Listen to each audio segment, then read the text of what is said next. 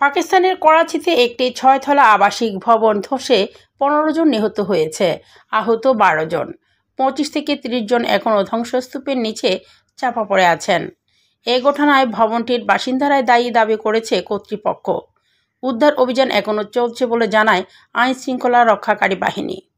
নিহতদের মধ্যে 4 জন পুরুষ, 4 জন মহিলা, 1 জন শিশু। প্রত্যক্ষদর্শীরা জানায়, স্থানীয় সময় শুক্রবার ভোর 6টা থেকে কিছুক্ষণ পরই ভবনটিতে কম্পন অনুভূত হয়। এরপর সকাল 10টা নাগাদ হঠাৎ ভবনটি ধসে যায়। এ ঘটনায় ভবনটির বাসিন্দাদের দোষারোপ করেছে করাচি কমিশনার হাসান নাকভি। তিনি জানান, ভবনটি বসবাসের অনুপযুক্ত এবং বিপজ্জনক হয়ে উঠেছিল।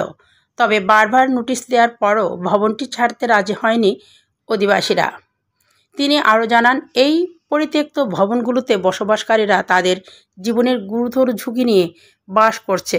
তবে প্রশাসন তাদের জোর করে সরিয়ে দিতে না পারায় এই দুর্ঘটনা ঘটল।